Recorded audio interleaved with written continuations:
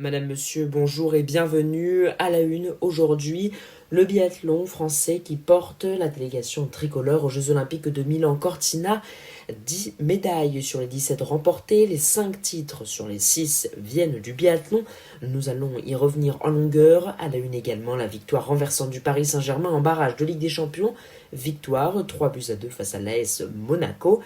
Nous reviendrons également sur le programme à venir avec l'entrée du ski alpinisme aux Jeux Olympiques. C'est la première fois dans l'histoire et ce sera ce jeudi. Le casque sur les oreilles, le volume au maximum, un verre à la main, l'œil du sport, c'est parti. Le biathlon est donc bien le porte-étendard du sport français, ou du moins lors de ces Jeux Olympiques d'hiver. À l'heure du bouclage de cette édition, 10 médailles sur les 17 remportées l'ont été par le biathlon. Et bien plus que ça, 5 titres sur les 6 glanés par l'équipe de France l'ont été sur la piste de Anterselva, en Italie bien sûr. Le seul qui avait dérogé à cette règle, c'était en patinage artistique avec Laurence Fournier-Baudry et Guillaume Cizon. Ça, c'était la semaine passée. Revenons donc sur les résultats. Émilien Jacquelin a pris sa revanche dimanche sur la poursuite et est reparti avec le bronze, lui qui avait terminé lors de l'individuel à quelques centièmes seulement du podium. Une belle médaille d'argent également, c'était pour le relais masculin en ski de fond. Et en snowboard cross, Bozzolo et Casta ont pris le bronze.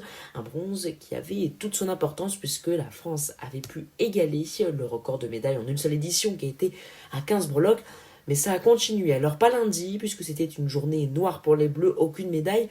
Un slalom très compliqué, beaucoup de sorties de piste, et une statistique qui en dit beaucoup, 54% d'abandon en première manche, et même pour celui qui avait pris la tête et à qui l'or tendait les bras, McGrath, il est sorti dès le début de la seconde manche, en prenant le piqué. Le slalom qui lui avait été remporté par Loïc Meillard, c'est un Suisse. Juste derrière lui, on retrouve Gutstein, un Autrichien, et la médaille de bronze pour Christopherson, le Norvégien.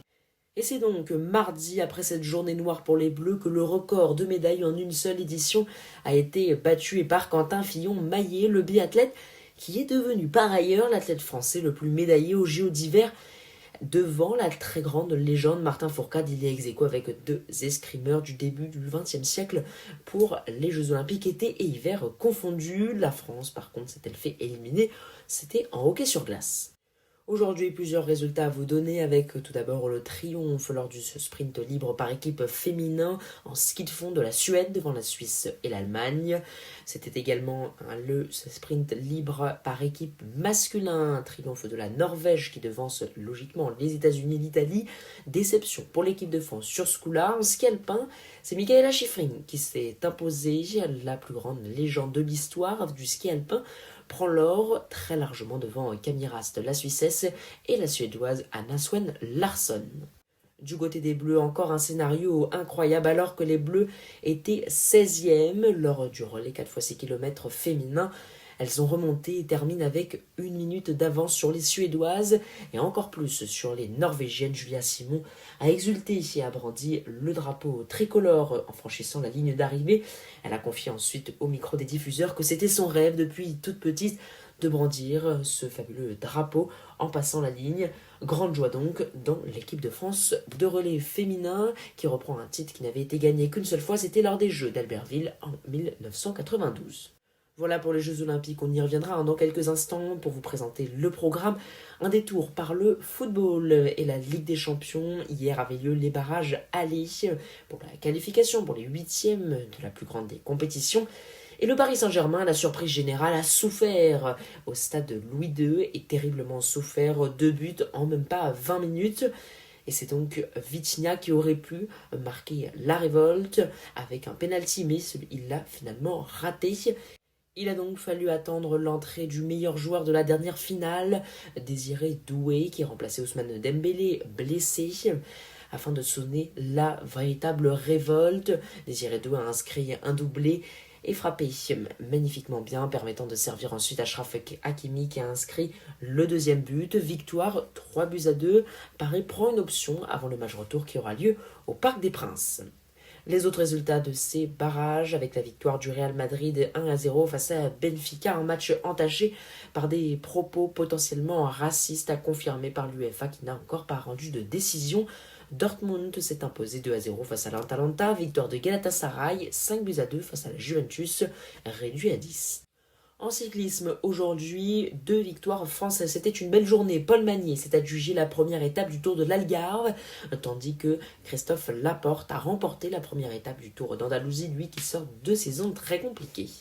Une information rugby, le 15 de départ de l'équipe de France pour le 3e match du tournoi Destination face à l'Italie dimanche, qui aura lieu d'ailleurs à Lille. Ça sera à suivre à partir de 16h10. Pas de changement prévu à l'horizon. Le programme maintenant, programme qui vous est présenté par myfuturegift.com. Vous savez, vous y trouverez tout ce dont vous avez besoin, que ce soit pour vous, mais surtout pour offrir. Alors vos amis seront sans doute très contents qu'on vous ait fait découvrir myfuturegift.com, et vous aussi, car le rapport qualité-prix est incroyable.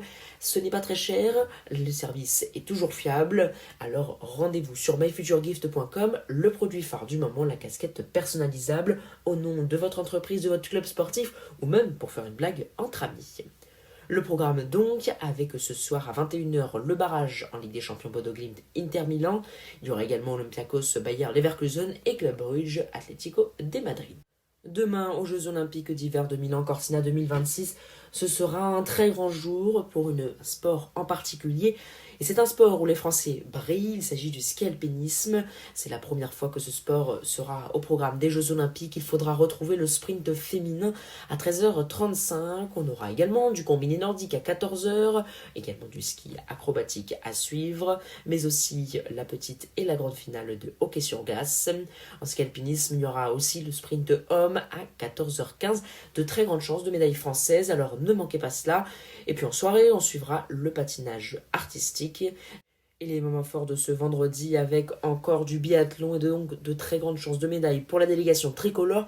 La Mastart, 15 km, départ groupé. Le principe est simple, être le premier à franchir la ligne d'arrivée. Ça sera à 14h15, du patinage de vitesse également.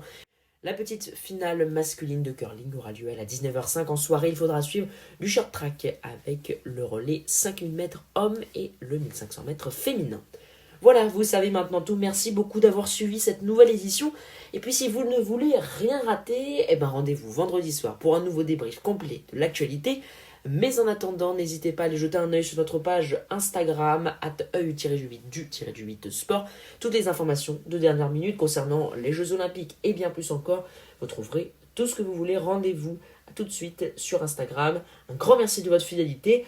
Personnellement, je vous donne rendez-vous vendredi soir pour un nouveau débrief complet de l'actualité. Ciao!